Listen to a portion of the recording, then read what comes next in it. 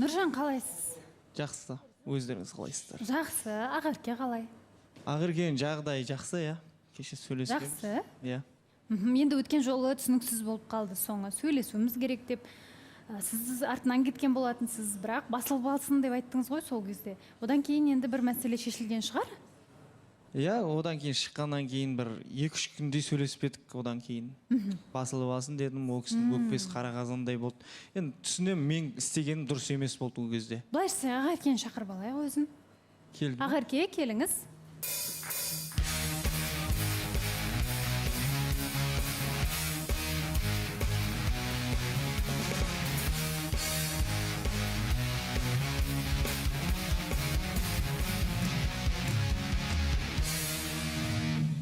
Ақерке келмеді. Иә. Кеп қалама деген үмітпен қарағам ғой. Негізі келмеймін деп ескерткен маған. Негізі келмеймін. Әке шешем де кішкене әкем жағынан қатты наразылық болып жатыр деп. Бұған дейін негізі әкесі қарсы еді ғой бұл жобаға келгеніне де. Бір енді көзі былай оң жағынан қарап келе жатқан кезде менің ана тірлігім оның үстіне қатты тиіп, ол кісі енді ол жобаға бармайсың деген сияқты айтып жатыр екен да.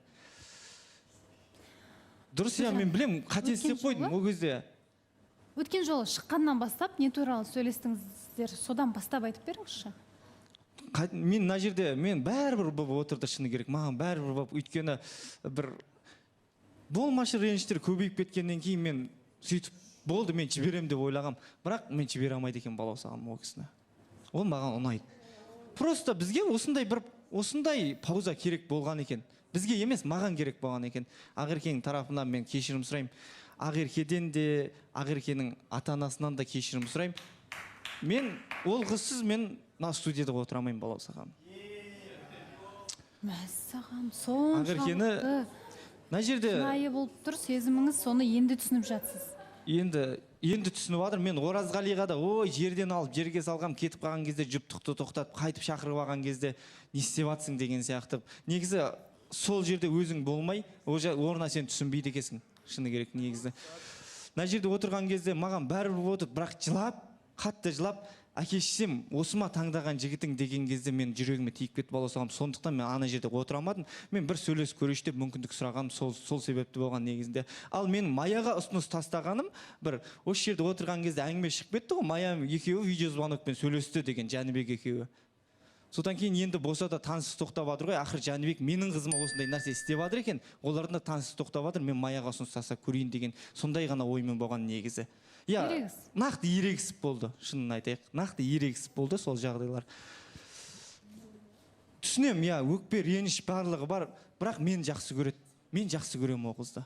Ол да мен жақсы көреді. Көзінен көрініп тұр, кәдімгі қалай түсіндірсем болады. Бұрын айтатын ем, осы жерде осындай бірдеңелер істеп жатқан кезде, көріп отқан кезде бараяқ ескі қатысушылар, аналар не істеп отыр деп, тура сол орында өзім отырмын да қазір. Ал егерде отбасы, әкесі түбегейлі жобаға келуіне қарсы болса, сіз сонда жобадан шығамын деп отырсыз ба? Білмеймін, балаусағам, қиын жағдай. Негізі көндіруге тырысып, мен осы эфирді пайдаланып, осы камераны пайдаланып, құрметті Ақеркенің ата-анасы, әкесі, мен сізден қатты кешірім сұраймын. Иә, қателік кетті, бірақ адам болғаннан кейін қателіктер болып тұрады. Осы менің ең соңғы қателігім деп түсініңіз. Бұдан кейін мен сіздің қызыңызды жылатпаймын. Қызыңызды дәл осы студияға жіберуіңізді өтініп сұраймын сізден. Нұржан, сіз сыртқа шықтыңыз, Ақеркенің артынан бардыңыз.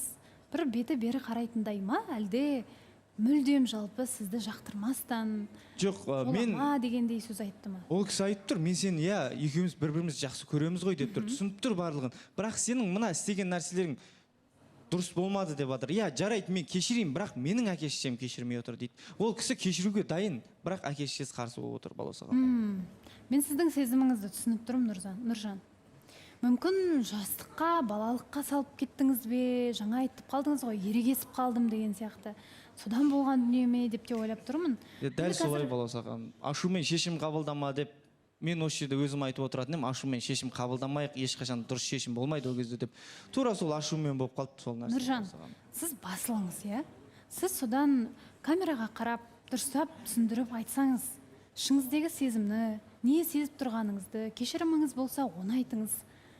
Барынша бір Ақерке келетіндей, отбасы қабылдайтындай, кешіретіндей етіп айтып көріңізші.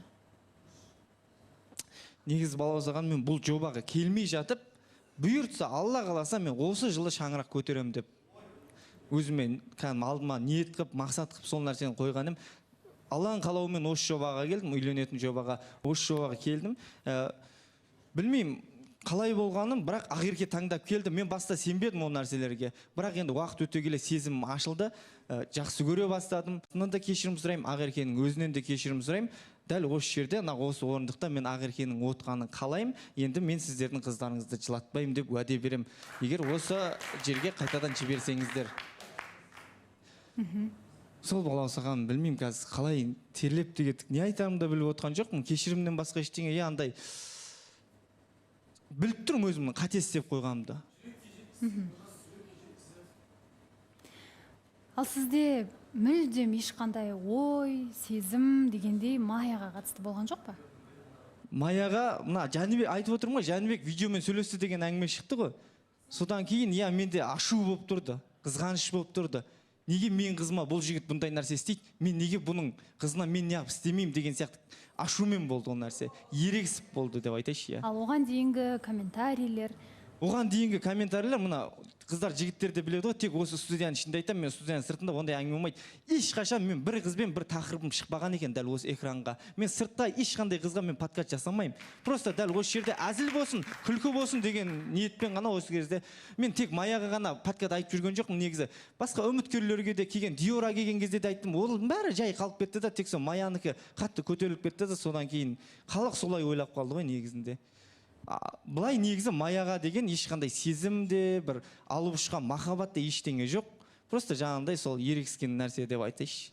Қастығым болса, жаман ойым болса, мен сыртта жүріп көп нәрсе бітіретін едім. Дәл солай, балаусағам. Менің эфирдегі ашық ауыздығымнан, елдің көзінше айтқанымнан опық жеп отырмын дейсіз.